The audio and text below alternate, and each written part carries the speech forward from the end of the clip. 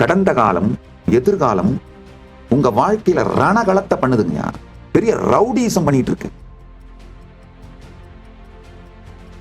சில நேரத்தில் பார்த்துக்கேன், இந்த புதுசா வர்ற ஜென்சி பாய்ஸ் இந்த பொட்ட பிள்ளைங்களோட போய் வழிச்சிட்டு இருக்கிறது, ஃபிளர்ட் பண்ணிட்டு இருக்கிறது, தெளிய வச்சு அடிக்கிறாயான்னு சொல்றாங்க பாத்தீங்களா? அது மாதிரி வாழ்க்கை உங்களை தெளிய வச்சு. நாம எல்லாம் என்ன நினைக்கிறோம், டைமே ஒரு ட்ரெயின் மாதிரி, நாம எல்லாம் ஒரு பேசஞ்சர் மாதிரி உட்காந்துருக்கோம், அப்படியே நம்மளை இழுத்துட்டு போகுதுன்னு நினைக்கிறோம். கிடையாது, நாம தான் ட்ராக்கு, டைம் நம்ம மேல போயிட்டு இருக்கு. அதான் உண்மை. எப்போ இல்ல, நாம ட்ரெயின் ட்ராக்கு, தண்டவாளம், நம்ம மேலதான் காலம் போயிட்டு இருக்கு. நம்ம கான்சியஸ்னஸ் மேலதான் காலம் போயிட்டு இருக்கு. நல்லா புரிச்சுக்கோங்க. டைமை தேடினீங்கன்னா கடந்த காலம் இல்ல, எதிர்காலம் இல்ல, நிகழ்காலமும் இல்ல. ஆனா உங்க இருப்புல இருந்தீங்கன்னா உங்க மேலதான் மூணும் போயிட்டு இருக்கு. உங்க கான்சியஸ்னஸ் தான் கேன்வாஸுங்கயா. டைம்ங்கிறது டிராயிங், பெயிண்டிங்க, அது பாட்டுக்கு ஓடிட்டு இருக்கு. இல்ல சினிமா திரை, உங்க கான்சியஸ்னஸ் தான் சினிமா திரை. பாஸ்ட், பிரசன்ட், ஃபியூச்சர் இதெல்லாம் சினிமா மாதிரி போய்கிட்டே இருக்கு. அது பாட்டுக்கு திரை சினிமாவை பார்க்க ஆரம்பிச்சதுதான் பிரச்சனை. திரை சினிமாவை பார்க்க ஆரம்பிச்ச உடனே திரையில எரியற மாதிரி காட்சி வந்து திரை ஐயோ நடிச்சு, ஐயோ நான் எரியறேனே. நன்றாக புரிந்து கொள்ளுங்கள். நாம் திரை என்பதை தெரிந்து கொண்டீர்களானால் இந்த காலம்ங்கிற சினிமா நம்ம மேல ஓடிட்டு இருக்குன்னு புரிஞ்சுக்கிட்டீங்கன்னா கடந்த காலம் உங்களை பெரும் மன உளைச்சலுக்கு உள்ளாக்காது. நல்லா புரிஞ்சுக்கங்க. We suffer because we agonize over a past that exists only as a thoughts in the present. நாம் பெருந்துக்கம், பெருந்துயரம், டிப்ரெஷன் மாதிரி கொடுமையான துக்கங்கள், மன உளைச்சல், வலி, வேதனை இதெல்லாம் அனுபவிக்கிறதுக்கான ஒரே காரணம் என்ன தெரியுமா? கடந்த காலம் வெறும் நினைவுகளாக, எண்ணங்களாக மட்டும்தான் நம்மளுக்குள்ள இருக்குன்னு புரிஞ்சுக்காம அத நிஜம்னு நினைக்கிறப்பதான் பிரச்சனைங்கயா.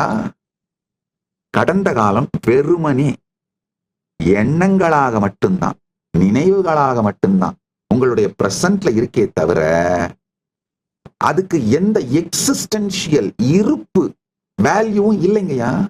எக்ஸிஸ்டென்ஷியல் வேல்யூவே கடந்த காலத்திற்கு இல்லை. நீங்க அந்த கேசட்டை வேணும்னே திருப்பி போட்டு ரிப்பீட் பண்ணி பார்த்து, ரிப்பீட் மோட்ல போட்டு ஒரு டிப்ரெஷன்ல போய் உட்கார்ந்துட்டு இருக்கிறது அந்த ஒரே பிரச்சனை தானே தவிர கடந்ததற்கு உங்கள் நினைவை தவிர வேறு எங்குமே இடம் இல்லை. கடந்த காலம், இறந்த காலம், பாஸ்ட், ஃபியூச்சர் ரெண்டுமே கன்வீனியன்ட் ஃபிக்ஷன் கான்செப்டுங்கயா. பாஸ்ட், பிரசன்ட், பாஸ்ட், ஃபியூச்சர் ரெண்டு கான்செப்டுமே ஒரு convenient fiction that exist only in the mind. மனத்தில் மட்டுமே இருக்கக்கூடிய ஒரு ஃபிக்ஷன், புனை கதை தான் உங்களுடைய பாஸ்டும் உங்களுடைய ஃபியூச்சரும். உங்க பாஸ்ட லொகேட் பண்ண முயற்சி பண்ணா வெறும் மெமரி ரெக்கார்ட்ஸ், நீங்க உங்களுக்கே சொல்லிக்கிற திரும்ப சொல்லிக்கிற கதைகள், அவ்வளவுதான். அதுவும் இப்பதான் சொல்லிக்கிறீங்க, பிரசன்ட்ல தான் சொல்லிக்கிறீங்க.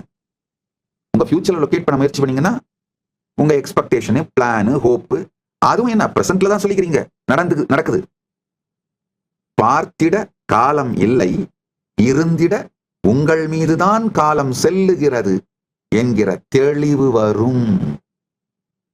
பார்ப்பவனுக்கு காலம் இல்லை, அந்த டிராமால சிக்கிட்டு சீரழியறவனுக்கு காலம் இல்லை.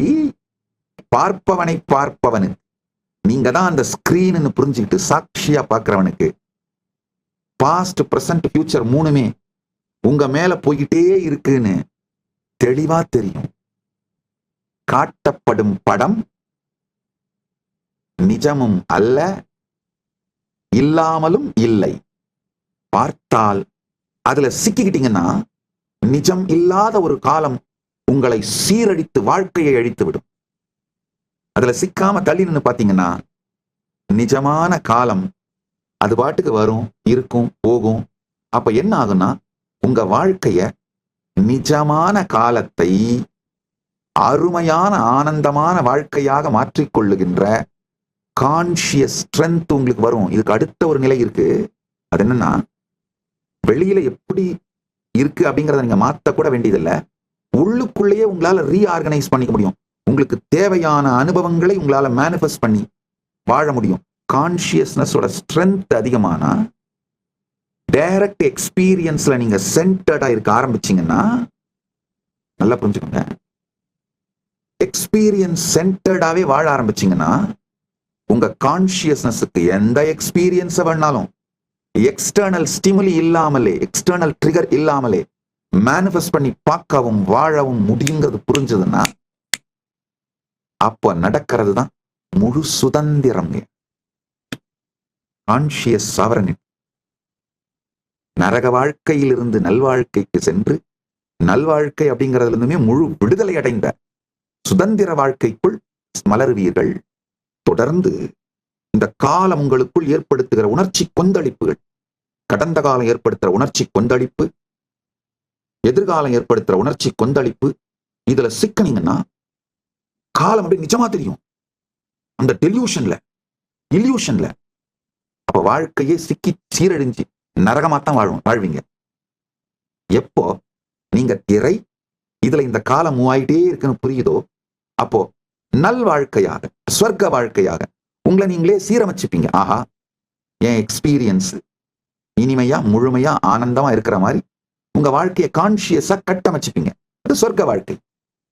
இதை தாண்டி ஒண்ணு, எல்லா எக்ஸ்பீரியன்ஸையும் வெளியில இருக்கிற சூழ்நிலைக்கு சம்பந்தமே இல்லாம இர்ரெலவெண்டா, ரிடண்டன்டா உங்களாலேயே மேனிஃபெஸ்ட் உருவாக்கி வாழ முடியும்னு தோணும் பொழுது, நீங்க ஒரு முழு சுதந்திரமான, வெளியில் இருக்கிற எதையும் எதுவும் எதனாலும் பாதிக்கப்படாத, பாதிக்க இயலாத, எதுவும் பாதிக்க இயலாத, எதனாலும் பாதிக்கப்படாத ஒரு கான்சியஸ் சாவரனான ஆன்ம சுதந்திரம் பெற்ற வாழ்க்கையை வாழ ஆரம்பிப்பீங்க. அதுதான் கைலாச வாழ்க்கை. நரக வாழ்க்கையிலிருந்து சொர்க்க வாழ்க்கைக்கு வாங்க, சொர்க்க வாழ்க்கையிலிருந்து அடுத்து கைலாச வாழ்க்கைக்கு மாறுவீங்க. இது மொத்தத்தோட ரகசியம், சாரம் என்னன்னா, உங்களுக்குள்ள நடக்கிற அனுபவங்களை சாட்சியா பார்க்க ஆரம்பிக்கிறதா முதல் படி.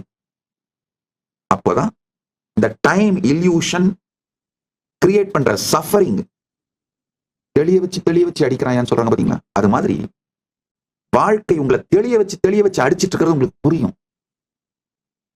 பொதுவாக அந்த ஆதீனங்களுக்கு, நம்முடைய கைலாசங்கள், உலகம் முழுக்க இருக்கிற கைலாசங்களுக்கு புதுசா வர்ற சன்னியாசிகள், பிரம்மச்சாரிகள், அவங்களுடைய பிஹேவியர்ஸ், இல்ல புதுசா வர ஆதீனவாசிகள் பிஹேவியர்ஸ் பார்த்திருக்கேன். வந்த உடனே பாத்தீங்கன்னா சில பேர் அவங்களுடைய நல்ல நடுத்தர இல்ல உயர் நடுத்தர அப்பர் மிடில் கிளாஸ் ஃபேமிலில இருந்தே வந்தா கூட, வீடுகள்ல அவங்க கேட்கிற மாதிரி விதமா மல்டிபிள் ஃபுட் எல்லாம் தினந்தோறும் சமைச்சு வச்சிருக்க மாட்டாங்க. தினந்தோறும் அவைலபிளா இருக்காது. ஆனா கைலாசத்துல நேச்சுரலாவே கோவில் நடக்கிறதுனால நிவேதனத்துக்காக தினந்தோறும் நிவேதனம் மற்றும் அன்னதானத்துக்காக குறைந்தபட்சம் 11 விதமான உணவு சமைப்பாங்க. காலையில 11 விதம், மதியானம் 11 விதம், இரவு 11 விதம், விதமா சமைப்பார்கள். விதவிதமான உணவு இருக்கும்.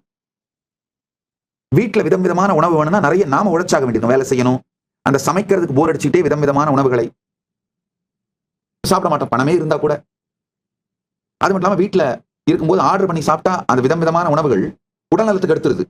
ஒரு வாரத்துக்கு மேல நீங்க விதமான உணவுகளை ஆர்டர் பண்ணி சாப்பிட்டாலும் உடம்பு தாங்காது, ஹெல்த் கொலாப்ஸ் ஆயிடும்.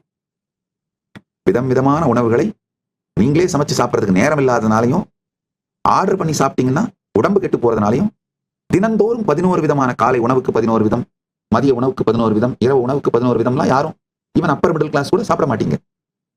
இந்த ஆதீனத்துல அந்த மாதிரி இல்லாம எல்லாம் 11 விதம் 3 வேளையும் கிடைக்கும்.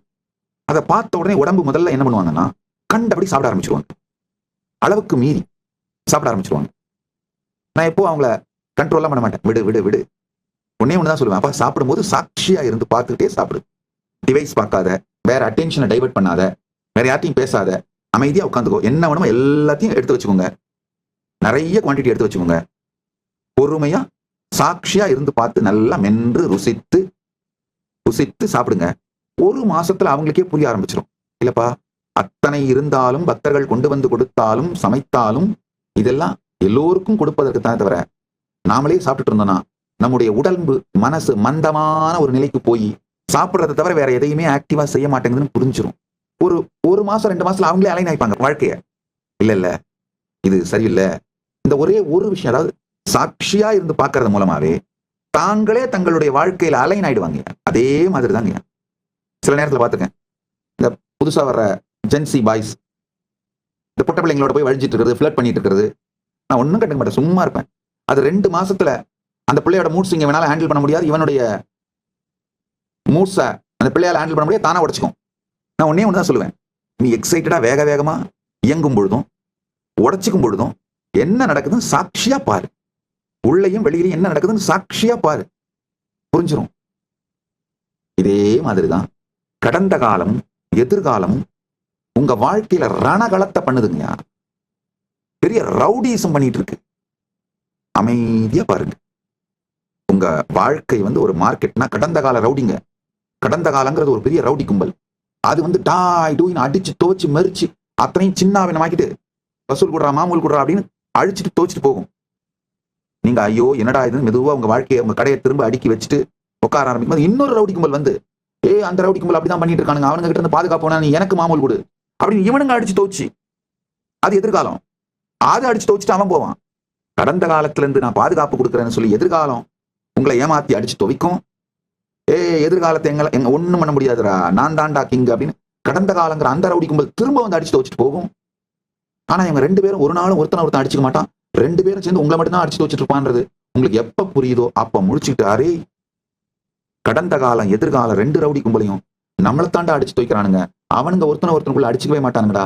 எதிர்காலம் உங்களை கன்வின்ஸ் பண்ணும், கடந்த காலத்தை நம்பாத, நான் உன்னை பாரு வேற மாதிரி மாத்திரம் பாரு அப்படின்னு.